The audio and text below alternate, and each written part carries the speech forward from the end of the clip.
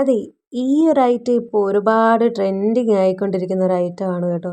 അപ്പം നമ്മളും ഒട്ടും സമയം കളയാതെ ആഫ്രിക്കക്കാരുടെ ഫൂഫു ഒന്ന് ഉണ്ടാക്കി നോക്കിയിട്ടുണ്ട്. അപ്പം നമ്മൾ ഉണ്ടാക്കിയത് പച്ച കപ്പയും പച്ച ഏത്തക്കായും വെച്ചിട്ടാണ് ഉണ്ടാക്കി നോക്കാൻ പോകുന്നത്. അപ്പം ഫസ്റ്റ് ടൈമാണ് നമ്മളിത് ഉണ്ടാക്കി നോക്കുന്നത്. അതുകൊണ്ട് തന്നെ വളരെ കുറച്ച് നമുക്ക് ആദ്യം ഉണ്ടാക്കി നോക്കാമെന്ന് വിചാരിച്ചു. അപ്പം അതിനായിട്ട് നമ്മൾ ഒരേത്തക്കായും അതുപോലെ തന്നെ ഒരു പച്ചക്കപ്പയാണ് എടുത്തേക്കുന്നത്. അപ്പം നമ്മളിത് രണ്ടും മിക്സ് ചെയ്തിട്ട് ഉണ്ടാക്കി നോക്കാമെന്നാണ് വിചാരിക്കുന്നത്. അപ്പോൾ ഏത്തക്ക നന്നായിട്ട് തൊലിയെല്ലാം ഒന്ന് നന്നായിട്ട് ചെത്തി ഒന്ന് കളഞ്ഞെടുക്കണം. അപ്പം കളഞ്ഞിട്ട് നമുക്ക് രണ്ടും ഒന്ന് കഷ്ണങ്ങളാക്കി അരിഞ്ഞിട്ട് കഴുകി വാരിയെടുക്കാം. നിലവിൽ നമ്മൾ അല്ലാതെ ഇനി വേറെ വെന്തിട്ട് വെള്ളം ഊറ്റിക്കളയലോ അങ്ങനെയൊന്നുമില്ല. അതുകൊണ്ട് തന്നെ നമ്മൾ ഇത് വൃത്തിയായിട്ട് കപ്പയുടെ ആണെങ്കിലും പച്ചക്കായയുടെ ആണെങ്കിലും തൊലിയെല്ലാം കളഞ്ഞിട്ട് ചെറിയ ചെറിയ കഷ്ണങ്ങളാക്കി എടുത്തിട്ട് വേണം നമുക്ക് കഴുകി വാരി എടുക്കാൻ. അപ്പം സത്യം പറഞ്ഞാൽ ഏത്തക്കയുടെ തൊലി അങ്ങ് പൊളിച്ചിട്ട് പോലും അങ്ങ് പൊളിഞ്ഞു പോരുന്നില്ല. അപ്പം അതൊന്ന് നന്നായിട്ടൊന്ന് പൊളിച്ചെടുത്തിട്ടുണ്ട് ഏകദേശം. അതെന്തോ നല്ല കട്ടിയുണ്ട് അതിൻ്റെ തൊണ്ടിന്. അപ്പോൾ ഏകദേശം ഒന്ന് പൊളിച്ചെടുത്തിട്ടുണ്ട്. ഇനി നമുക്ക് പച്ചക്കപ്പയൊന്ന് കൊത്തി രണ്ടാക്കിയിട്ട് അതും ഒന്ന് പൊളിച്ചെടുക്കണം. ഒറ്റ നീളത്തിൽ പൊളിച്ചെടുക്കാമെങ്കിൽ അങ്ങനെ പൊളിച്ചെടുക്കാം. ഞാനിപ്പോൾ ഒരു 2-3 കഷ്ണങ്ങളൊക്കെ ആക്കിയിട്ടാണ് പൊളിച്ചെടുക്കുന്നത്. അപ്പോൾ നമുക്ക് ഓരോ കപ്പയും ആവശ്യത്തിനുള്ളത് എന്തേരമാണോ എടുക്കുന്നത് അപ്പോൾ അത് നമുക്കൊന്ന് നന്നായിട്ടൊന്ന് പൊളിച്ചെടുക്കാം.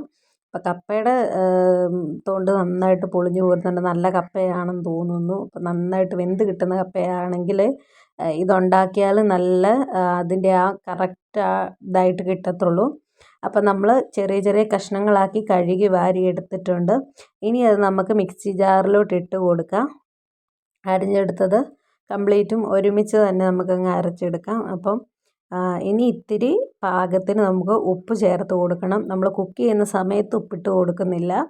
അപ്പം ഉപ്പ് ഇട്ട് കൊടുത്ത് വെള്ളം ഒഴിച്ച് നമുക്ക് നന്നായിട്ട് മിക്സിയിലൊന്ന് അരച്ചെടുക്കാം. അപ്പോൾ ഏകദേശം ഈ ഒരു കാണുന്ന പരുവത്തിൽ നല്ല ലൂസായിട്ട് നമ്മൾ അരച്ചെടുത്തിട്ടുണ്ട്. ചെറുതായിട്ട് അരച്ചെടുത്താലും കട്ടയായിട്ട് കിടക്കാൻ പാടില്ല. നല്ല ലൂസ് പരുവത്തിൽ തന്നെ നമ്മൾ അരച്ചെടുക്കണം. എന്നാലേ നമുക്കത് ആ കറക്റ്റ് ആ രീതിക്ക് നമുക്കത് ഉണ്ടാക്കിയെടുക്കാൻ പറ്റത്തുള്ളൂ. ഇനിയാണ് നമ്മൾ മാക്സിമം തീ കുറച്ചിട്ടിട്ട് ഉണ്ടാക്കുന്നതിനാണ് എപ്പോഴും നല്ലത്. ഇല്ലെന്നുണ്ടെങ്കിൽ പെട്ടെന്ന് കരിഞ്ഞ് പിടിക്കാനുള്ളത് ഒരു സാധ്യത കൂടുതലാണ്. ഒഴിച്ച് കുറച്ച് കഴിഞ്ഞപ്പോൾ തന്നെ ആ ഒരു വെള്ളം പറ്റിയിട്ട് പെട്ടെന്ന് തന്നെ കുറുകി വരുന്നുണ്ട് കേട്ടോ. അപ്പോൾ ആ കുറുകി വരുന്ന സമയത്ത് കൈ വിട്ട് കൊടുക്കാതെ തന്നെ നമുക്ക് നന്നായിട്ടൊന്ന് ഇളക്കി കൊടുക്കണം. അപ്പോൾ ഇളക്കി വരുമ്പോഴത്തേക്കിനും ഇത്തിരി എണ്ണ ചേർത്ത് കൊടുത്താലും കുഴപ്പമില്ലെന്ന് തോന്നുന്നു. നിലവിൽ ഞാൻ എണ്ണയൊന്നും ചേർത്തിട്ടില്ല. ചട്ടിയിൽ ഇച്ചിരി എണ്ണ തടവിയാലും അങ്ങനെ ഒത്തിരി അധികം ഒട്ടിപ്പിടിക്കാതിരിക്കും. അപ്പം നിലവിൽ ഞാൻ എണ്ണയൊന്നും ഉപയോഗിച്ചിട്ടില്ല. അപ്പം അല്ലാതെ തന്നെ നമ്മൾ ചട്ടിയിലിട്ടിട്ട് അത് നന്നായിട്ടൊന്ന് ഇളക്കി യോജിപ്പിക്കുകയാണ്. അപ്പം വെള്ളമെല്ലാം പറ്റി നല്ല രീതിയിൽ അത് ആയി വരുന്നുണ്ട്. അപ്പോൾ കുറച്ച് നേരം കൂടെ നിർത്തിക്കഴിഞ്ഞാൽ നമ്മുടെ കറക്റ്റ് സാധനം റെഡിയാണ്. അപ്പം നമ്മുടെ കപ്പയും അതുപോലെ തന്നെ പച്ചക്കായയും വെച്ചിട്ടുള്ള ഫൂഫു റെഡി ആയിട്ടുണ്ട്. ഇത് നല്ല കേരക്കറിയോ അല്ലെങ്കിൽ ചിക്കൻ കറിയോ ഒക്കെ കൂട്ടി കഴിക്കാൻ അടിപൊളിയാണ്. അപ്പം നമ്മുടെ റെസിപ്പി ഇഷ്ടമായാൽ ചാനലൊന്ന് സബ്സ്ക്രൈബ് ചെയ്യുക, ബെല്ലൈക്കൺ അമർത്തുക, കൂടെ ഒന്ന് ലൈക്കും ചെയ്യുക. അപ്പോൾ ബെല്ലൈക്കൺ അമർത്തുമ്പോൾ ഓളൊന്നുകൂടെ കൊടുത്താലേ മുന്നോട്ടുള്ള എൻ്റെ വീഡിയോസൊക്കെ നിങ്ങൾക്ക് കാണാൻ പറ്റത്തുള്ളൂ. നിലവിൽ ഇത് ഒരു വട്ടമെങ്കിലും ട്രൈ ചെയ്ത് നോക്കണം. കാരണം കാണുന്ന ആ ടെക്സ്ചർ വൈസ് അത്ര മോശമൊന്നുമല്ല, അത്രയും അടിപൊളി ടേസ്റ്റാണ് കഴിക്കാനായിട്ട്.